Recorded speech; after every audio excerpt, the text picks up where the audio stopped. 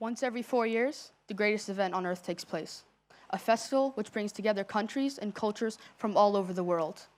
Millions of people take part in this month-long celebration, which culminates in the greatest event of them all, where over 1 billion people around the world sit glued to their TVs, all to watch 22 men kick a ball around a field for 90 minutes. I'm talking, of course, about the FIFA World Cup. Football is the greatest sport in the world. I'm not going to spend any time trying to convince you of this because it's a simple fact. But the sheer popularity and the special place it holds in virtually every culture in the world raises problems that could not possibly have been foreseen back at the creation of the world's first official football club in Sheffield, England, way back in 1857. Each match during the 2006 World Cup generated around 3 million kilowatt hours of energy, which is what around 700 European households use in a year. They also produce an estimated 5 to 10 tons of trash. This is each match. There are 64 matches in the World Cup. You do not have to do the math to be able to say that this is horrific and shocking. And the problem isn't just confined to football. You know what else is shocking? That the average golf course uses around 50 million gallons of water a year. I could go on. And as sports have become more and more popular, the effects have also multiplied. There are so many sports nowadays that are getting more and more popular, like car racing and horse racing. Before they were as popular, the effects were not as noticeable. But when everything in that sport increases, like popularity, spectators, players, and more, then so does the aftershock. I've always wondered certain things about sports. For example, every time my dad and I go to a football match, I wonder, what is in the unseen parts of the stadium, like below the stands or through the tunnel? Or where does my candy wrapper go after I throw it in the trash? Or how many times do they water the field? From the football matches I've gone to in Europe and the US, questions like these have always stuck with me. Or when I drive by a golf course, first I think, wow, that's really green. But then I wonder, how did it get that green?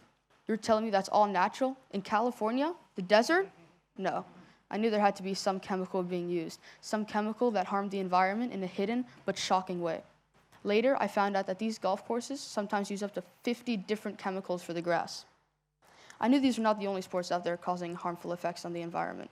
There are sports out there making larger negative imprints than football or golf, like racing. But still, the imprints made in every sport are shocking. I wanted to make a difference and let people know what was going on behind the scenes in the world of sports. Sport fans around the world may be numb to what their favorite sports are doing to the environment. I thought of an appropriate way to do this. I didn't want people to get upset or stop their love for sports. I just wanted people to be aware of how their favorite sports are affecting the environment and how they can help. I went through many ideas, however, most of them were brought to an end due to obstacles I could not overcome in the given time period. For example, I had an idea for an interactive app called Everyone Plays with instructional videos on football, agility, and conditioning. It was a free app, so all persons with a phone could use it. I was trying to tackle an issue that means a lot to me.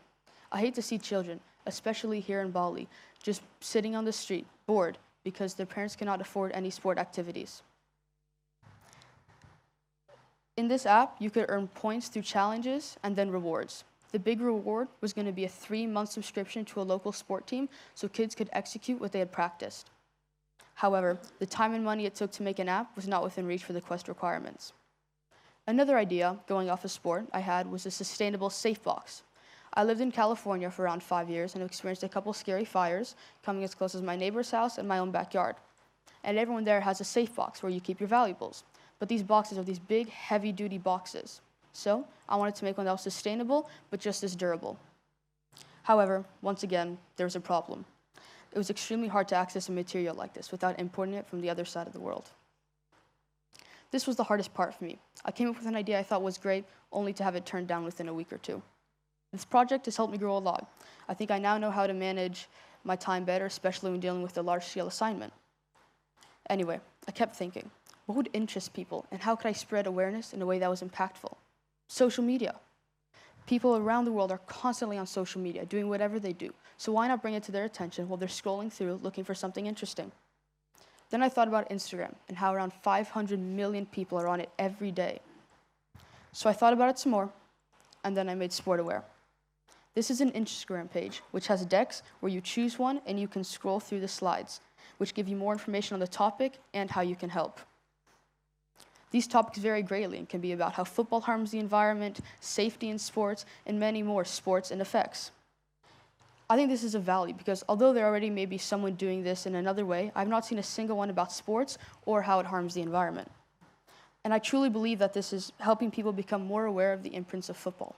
I think that my project is related to sustainability because most of my decks are about sustainability. I feel this is important because most people are aware of pollution, emissions, ocean pollution and such, but I doubt a lot of people know about the impacts of sport on the environment. And if there are more pages like mine trying to spread awareness, then even better, because obviously people feel the same way I do and are also trying to spread awareness. For the future of SportAware, I have a couple of visions. I will definitely keep adding more and more topics, but a larger idea I had was to branch out but keep the brand the same. For example, TechAware, which deals with how technology is helping us, but how it is also causing us big problems. Or another example is HealthAware. I was thinking to make this an app that helps people get back on track in regards to their physical, but also mental health. And in the future, I also hope to partner with bigger brands to commercialize them as well as my own brand. Maybe I could partner with a clothing brand and launch a clothing section. Every year in high school, I will try to have one big project within my brand complete. These are my dreams, and hopefully they'll become a reality. And speaking of reality, I hope everyone here and in the rest of the world understands that humans are destroying the earth in so many ways, from pollution to waste to deforestation to the destruction of the ocean and its life. One thing we can all agree on is that the earth is not the same as it was before humans arrived. Just like Terry swearing and said, we are living on this planet as if we have another one to go to. Although we are at Green School, a school dedicated to green, caring for green, other parts of the world do not have the same care. Sport is the most beautiful thing in the world, but it hides the ugly truth of pollution and waste. So let's work together to rid sport of these negatives so that when future generations come to celebrate the World Cup or any sporting event, they're coming together on a planet that is safe and cherished by its people. I would like to thank all my teachers who've helped me through my quest, from troubleshooting ideas, adding on to my current one, helping with my speech and my slideshow. Thank you all. I would like to thank my mom for being with me there since day one.